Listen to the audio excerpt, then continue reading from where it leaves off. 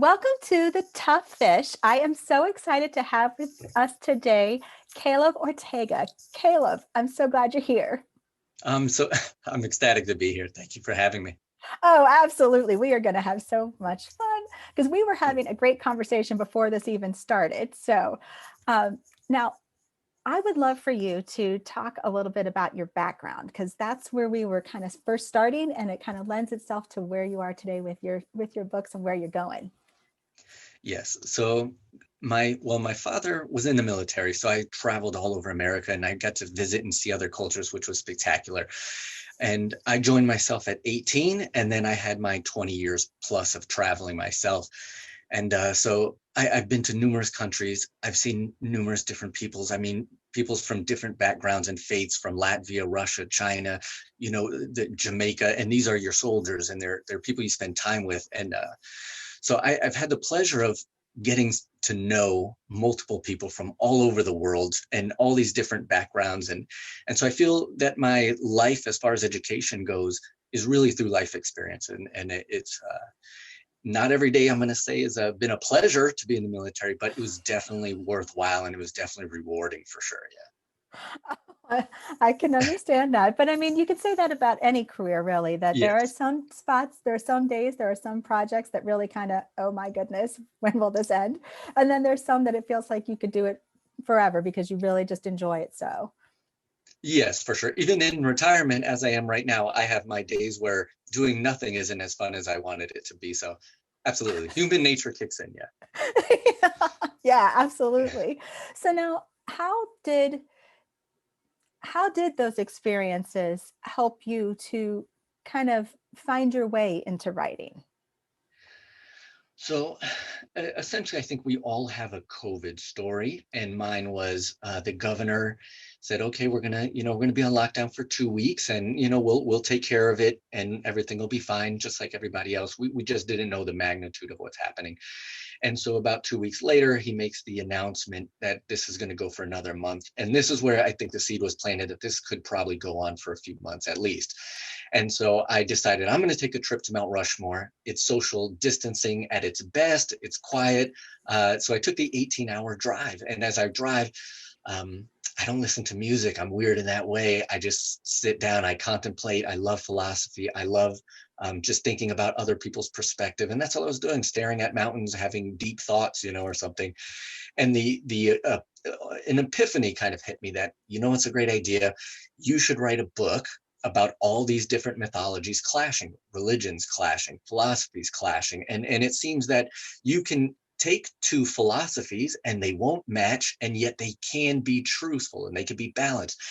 And my initial response to the thought was, "That's a great idea. Somebody should do that." About that hour later during the drive, I had already began mapping it out. Who could be some of the characters? How could they be against each other?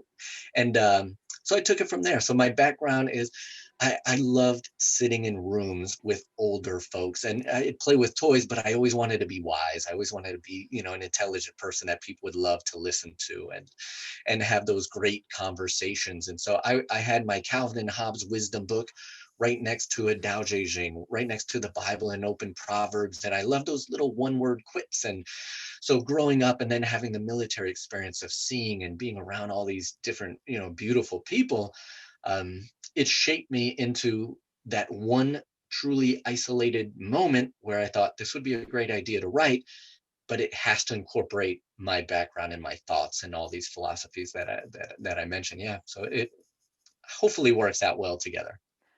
I love that. I think that's really cool to have because sometimes your best ideas happen when you're really not thinking about what that idea is. Your mind's doing something else. Like you, I mean, I will sometimes I'll drive listening to an audiobook or a podcast, but there's plenty of times that I will just let it be in silence. And those are the things that start to download. And then it's like, where's my phone to voice record this so I can capture that idea? Yes, and I think that's the beauty of it is ideas come in so many different ways, and it's impossible to say this is the right way. This is, if it's an epiphany, that means it's deeper than somebody who's been contemplating it for years and months. And so just acknowledging that this is how mine came doesn't, belittle someone else's, to be honest, of course. But yeah, I mean, it's how mine came, and it's been flooding ever since. That was back in March, April timeframe. I began writing the moment I came back, and that was May 1st. And since that day, I have punched out 5 books, and I have never written any less than about 1,000 words, and I'm still unable to keep up. So Oh my it, it's gosh. it's been exciting, it's been fun, and it's been a true challenge. It's awesome. It's writing is a whole different type of discipline that I'm happy to learn. So talk about that. Talk about how you do see that as a different discipline and how you are learning through it then.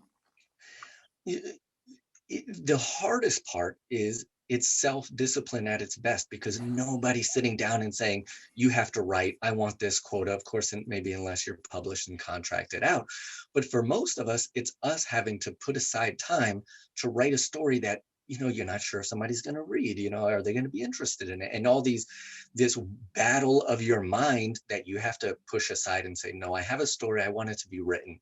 And then at the same time, kind of look at your children, your family, vacation plans, the coffee shop, and say, I'll have to put you aside for the next hour because I have to write. And I think it's beautiful in a lot of ways, and I wish more people wrote. I remember, without saying I know what I was saying, I used to tell people all the time, I think everybody has a book they could write. I think everybody has a beautiful story that they could tell. And taking that idea, now actually doing it, is a whole nother animal, because it's beautiful in the way that it's a good selfishness. It's you taking care of yourself and saying, I want to put myself first and get this story out, because I think there's a lot of wonderful people who have this amazing story in them that don't, because they're putting others first, second, third, and they're fifth, and by the time you get to them, they're too tired, it's bedtime. So I just think it's beautiful self-care at the same time as, telling this amazing story. I love how you put that. I really do. You're right that there is a discipline to it, but that it is a way of you doing something for you, especially and like you, I also believe that if the idea came to you, then it's yours. Then it is your story to tell. It's something for you to share, that there is a book inside you. But you're right that there is the challenge unto itself to Yeah. actually get that story out. So did you face any of those type of challenges to get the story out? Some of I'm sorry, you said some of the challenges? Yeah. I couldn't write fast enough. The other is, in all truth, and I think all good artists have it, not to limit it strictly to writing, but all good artists have it, along with anybody who's in the work world, in any profession, it hits us at some level, is the idea that we're imposters, that we're not really, if people watched us, they would realize how not professional we are, how many errors we make in our writing or whatever craft we're doing. And so that little, red guy on our shoulder kind of thing, whispering in our ear constantly, it can really hit in as far as writing goes, because it's easy to stop, because nobody's demanding you write. Nobody's questioning, oh, when is the book coming out? When is the book coming out? It's really self-imposed that we're pushing this idea that we want to write. So the little, voice kind of, it could be very loud and it could be daunting. And it's easy, I think, for a lot of folks to get that excitement, that initial excitement, write, 10,000 words, 50,000 words. And then slowly but surely that discipline along with the voice kicks in, and, today writing turns into, I'll do it tomorrow, which turns into tomorrow, which then, 7 years later, you're like, yeah, I had an idea for a book. And it's so unfortunate, so tough, because the voice beat that person, kind of thing. But self-discipline, I think in all paths, artist as well as professional, it's something that if you have it, you will excel. And if you don't, you have to train yourself day by day. Otherwise, the voice will win for sure. So I'm ecstatic and I'm excited, because I was able to beat the little voice that said, no, this isn't going to be great. No, just take a day off. And I was able to punch it out. And I think for all the indie writers who are doing it, I love listening to their stories, because it's so similar, and you just feed off of them saying, yes, okay, they're doing it still, I got to get back to writing. So it's a beautiful community of writers as well, who feed off of each other and encourage each other. So to your point, do you have some suggestions for that person who might be struggling with that inner editor. That's what I call it, the inner editor sitting there going, Yeah, what are that's you awesome. writing? What are you doing? Looking at the blank sheet of paper and the cursor just sits there and blinks, or you write something and you keep erasing it or what have you, because it's like, no, that's not good enough. What would you suggest to them so that they could get out of their own way? I I met I just so happened to meet a wonderful gentleman. His name is Jim Bessie. He became my first editor. I do have two, which is a testament to my writing skills. I should probably have three, to be honest with you. But he told me the best bit of advice when I told him I have a draft of my first book, but I feel like I need to go through it about 6 to 12 more times before I'm ready to give it to an editor.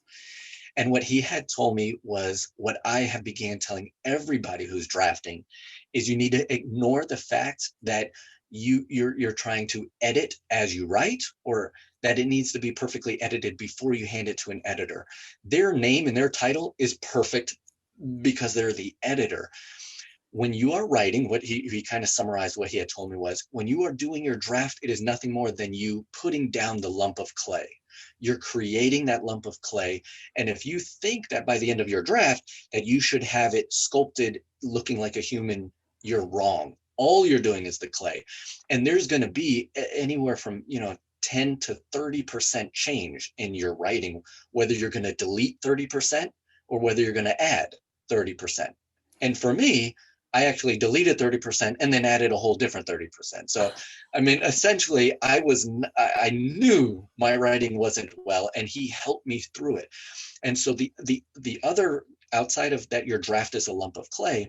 The other one is, when we have our own children. I have three beautiful children, and they're gorgeous. And I remember, especially my first one, it's like, you don't want people to touch your baby. Well, you have germs, go wash your hands 15 times to your own mother, who raised you, kind of thing. Because you're so just immature. I was 18, 19 when I had my first.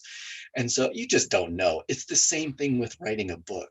Our first draft is like, no, I can't let anybody read it because they're going to take it. They're going to see the genius of my work, and then they're going to make their millions. And the truth is, it does take a village to raise a child, and it takes a village to raise a book. And you need editors, you need beta readers, you need people around willing to tell you, I'm sorry, this 15, line sentence. Ooh, I'm sorry. Did I lose you for a moment? That's all good. You're back. Okay. Yeah. So this 15-line sentence is not a very good sentence. You're going to need to edit it. So getting true professional help matters. And so be willing to be vulnerable. I think that would be one of my best advice. Just be vulnerable, get it on paper, and then start working with professionals. Well, as a developmental editor, I love the fact that you were so nice about wanting to work with editors, because it can be a scary thing when you hear, because you're allowing, like you said, somebody else in, and you want to feel safe with that person. You want to feel like that person truly gets your vision and has your back. So do you have some suggestions as to help figure out, when you are meeting people, when you're talking with different editors, how you kind of sifted through to know that the people you chose were the right people for you? Yeah, absolutely. And I definitely went through a number of them. For Jim Bessie specifically, he didn't tell me at the time, but I sent him 2 chapters and I said, okay, I would like to see your editing skills. And there was more red than my writing at the end of it. That kind of cued me. But as I went through what his editing was, it was line by line, detail by detail. And he's a little bit older than I am. But he's got the same humor. He's got the dad jokes. He's got we want to have fun when we're writing, this kind of vibe to me. And he didn't present himself as anything other than, an older brother who's going to help mentor. And I just liked it, the way that he felt, the way that he saw what I wanted to do. And so he was the first. And him was more, I'd say, almost accidental compared to the next one. The next one, her name is Emily Knight. She's written 2 books, adult dark fantasy. I mean, kind of gruesome for me personally. I read both, absolutely loved it. And I said, I could never write in that style, but I want that war scene in my books. I want that detail, that vividness. And so I hunted her and I asked her, would you please edit? And I saw the questions that she posed to me were so interesting off of reading the first 2 chapters. So it wasn't just line editing. She said, you wrote it in this particular way. Did you mean it? Because the way that you wrote it would intend that this could be a possible outcome. And that's when I knew this is somebody who's reading between the lines of the lines, so to speak.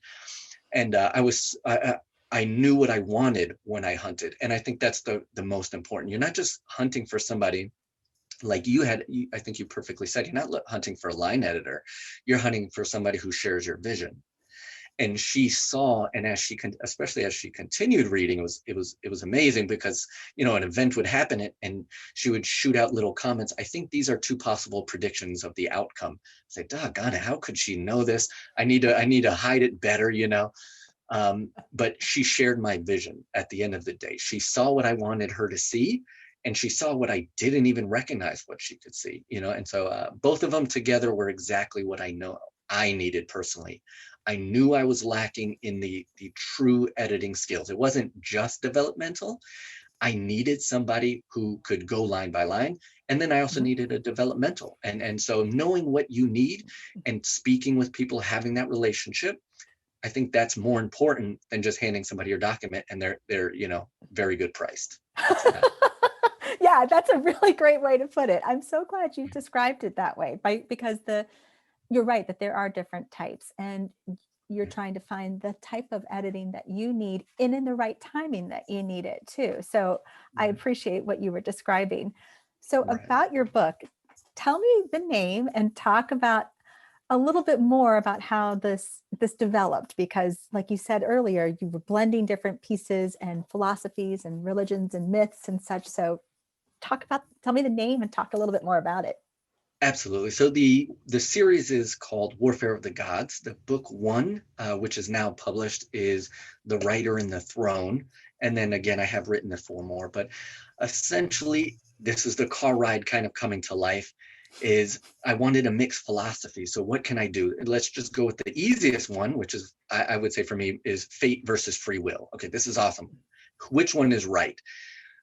How can I argue that among gods? Well, what I did was I said, okay, free will has to be Zeus, because Zeus is the birthplace of democracy. It's Greece. It's, free choice and voting and politics. So I am going to make Zeus, he is going to be my politician. He's going to be the person who talks about free will. That's his philosophies. And then in the Norse community, they're very fate driven. The reason why we can act barbaric, if you want to use that word, and savage, is because we already know the gods have willed that we're going to win anyways and take over your town. So they're kind of liberated in a sense to do whatever they choose to, because they believe that their outcome is going to be successful. So taking Odin, take Zeus, put them in a room together, fate versus free will, I can do whatever I want, versus, somebody who has to be a little bit more political savviness, in their posture. And then what's going to happen? And then you add in Osiris, who's Egyptian mythology, there's literally thousands of God, Hinduism, thousands of God, and you put them all in a room, you start mix matching these philosophies and trying very carefully to never dismiss one.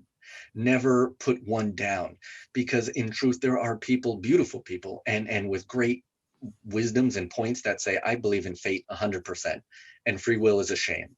And then there's others who are, I would say, equally as intelligent, equally as feeling as strong as the fate-driven person says, no, free will is the only way.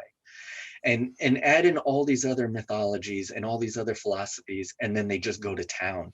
And it, of course, I want it to be this book was written for teenagers and up, because I want it to be an introduction class for somebody. So I use the term wisdom in wars.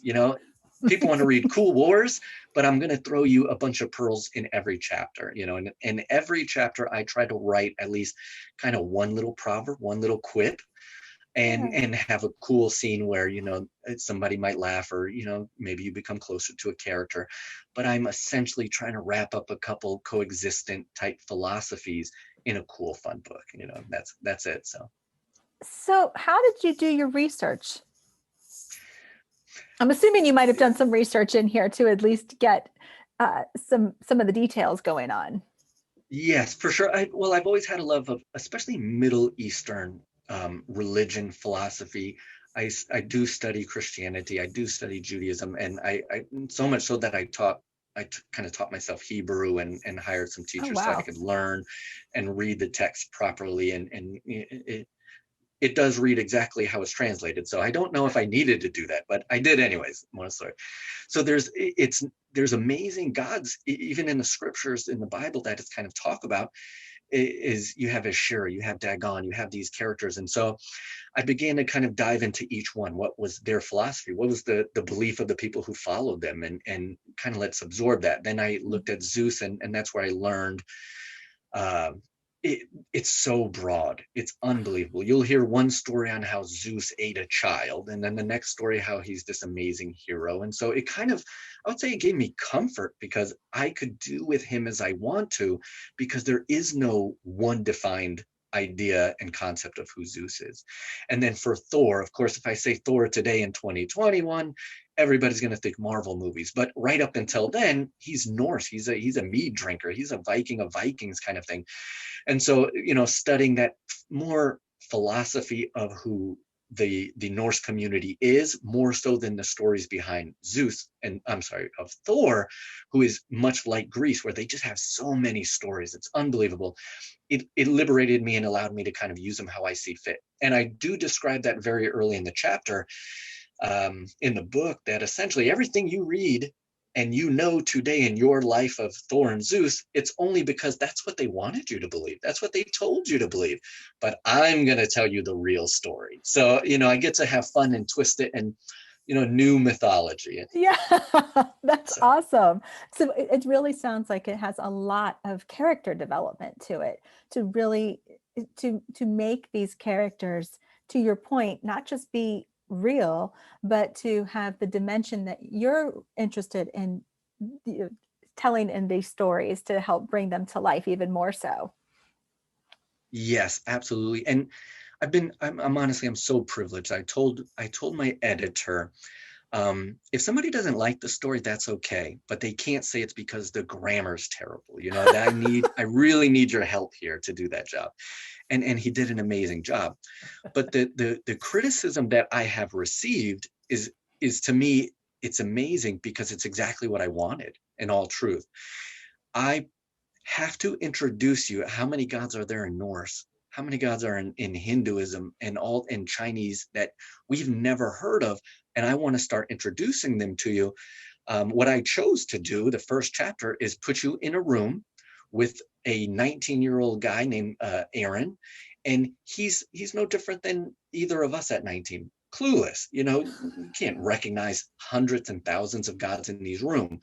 So I put the pressure on you as the reader, those first 10 chapters, to this person speaking, and you're lost, you're bewildered, you're confused. I can't remember what this person said 5 minutes ago, but that's what the main character is feeling as well. And that's kind of that experience. And so that was kind of the main critique is, oh my gosh, you threw us into this, this moment in an assembly taking place. You probably could have backed it up a day or two. And I recognize that, but I chose not to purposefully. And so now, if you can survive the first meeting, so to speak, with Aaron, then we're going to go into the world. You're going to meet them one by one. You're going to go, and there's 5 books of growing these characters, getting to know them personally, and getting to spend time with them. And it has been a pleasure to receive feedback that I survived the first 10 chapters or so. And what's so amazing to me, and what I absolutely adore about it, is nobody has mentioned the main character as being their favorite character. I get feedback that this person was, Thor was my favorite character, and then the next person hates Thor. I got feedback that this minor character that I would have told you is, kind of not even secondary, but thirdary, comes out to be someone's favorite character. And it's really amazing to me, because in all truth, as I was writing it, as I shared, it's more me trying to tell a story than something character driven, which is perfectly fine way to tell a story. I had the story more important than the characters. Mm-hmm. So when people are telling me, oh, this character and this character, I absolutely love the feedback. And it's just been amazing. And now that I'm, finishing the final book, I'm actually in the last, 15 chapters, and people are dying. It's like, oh my gosh, I've known you for so long, I want to bring you back. How do I do this? And go back to chapter 2 and fix it and make this person good instead of bad. I don't know what to do, because you do grow with the characters and you care about them. That's really awesome. Oh, how can I go back to chapter 2 and fix this now? Right. of book one, right? Of Like, book one. That's awesome. yeah. So, But you said something there that I would like for you to just, if there is a piece of advice that you would give where you have received criticism, you're an author, you've shared your book, and you've received criticism. I love that you said that you welcomed it and that you looked at it like this is fun, but mhm, what advice would you give someone who maybe is a little uncomfortable with that first sure. somebody going, oh, what were you, I don't get this, or what have you. Yeah. I would tell you, and this is again, probably the philosopher in me more than anything else comes out when you ask a question like that. But it's the ability to take criticism and not apply it personally. And you're applying it to the action. So for us parents, when we're telling your child what you have done is incorrect and you shouldn't do that, you also want to make sure that they know you're not a bad person. It's not you. I'm talking about that one action, that one choice. And so the same thing with criticism, when someone's looking at you and saying, okay, I don't like this about your book, they're not speaking to me in my soul. What they're saying is this particular line or this particular chapter didn't read well. And you want to take it. And I think depending on who and what you are, some people dismiss it. Nope, this is, I wrote the story, and then others will shatter and cry in the shower, but in the middle of that is that balance of, I'm going to take what people are saying, not the two extremes, because I have had some people say, it's too complicated. And then others say, I loved every moment and every single chapter was perfect, right? Okay, well, I'll dismiss those and then go with the medium that says, okay, it was very busy in the beginning, but I really liked it. And you kind of take that and you run with it. You should never take things personal unless somebody is implying it personally. You are a bad person is very different than you wrote a bad book. And so that ability to change it and say, I accept what this person is saying. And did they mean for it to be personal? Did they mean for it to be professional? And understanding that each person is an individual. And so you have to take the conglomeration of thoughts and move forward with it. And so far, I would say for somebody who wrote, that book, it's 100,000 words, 500 pages, inside of 2 months. If somebody told me, I think you could have spent more time with it, and I was offended by that, I think I would be silly for it. I could have, but I chose to listen to some of my editors, and I chose to follow myself and say, no, this is a good product. I'm going to run with it. And yet there's been other advice that they told me, especially with the characters, you introduce so many so fast. I did that purposefully. I absolutely did, and I accept it. But yet I also want to take that to heart. So moving forward through the next books, I did go a little bit slower for everybody. And I wanted to spend more time with each character so that as you now see them again for the second time, you might have forgot the first time you met them. You're really going to get to know these characters much more. So you listen, you don't take it personal, and you move forward. And it's difficult. I think it takes training in our life to do that on all facets. You can't just do it in books. You have to do it in all things. So, it just kind of works that way. Caleb, thank you so much. Thank you so much for being here. This has just been such a joy having you on the show. Where can people connect with you? So thank you. It's been a real pleasure. It really has. Your disposition is spectacular. Such Oh, thanks. a positive person. But I would say the two main places I am on Facebook, I do Twitter, but I would say the two main places you can find me is ctortega.com. And then I'm very active in the Instagram world. I love it. There's such a large reading and writing and book reviewing community. And it's author.ctortega. You'll find me there. Nice black and white photo of me. Can't miss it. But yes, and I really try to make it a point to talk with anybody who shoots a message, and I've had such amazing conversations. And I'll state this, is that I've had two people tell me, I can't believe you forgot this particular God. And I love the story, but you forgot this God. And both of them, I promised them I put them in the rest of the series just because of that interaction. I So love it. I'm happy to talk with anybody who's reading. And where can they find your book? The Writer It's and the Throne, and the Writer and the Throne. The Writer and the Throne. Yes, as of right now, it's on Amazon. It will be dispersed everywhere else as well. And an audiobook will be coming out later this year, and the sequel will be coming out in June on Amazon as well, The Writer and the Throne. Oh, awesome. So excited. Caleb, thank you so much for being on the show. Oh, totally my pleasure. Thank you for having me.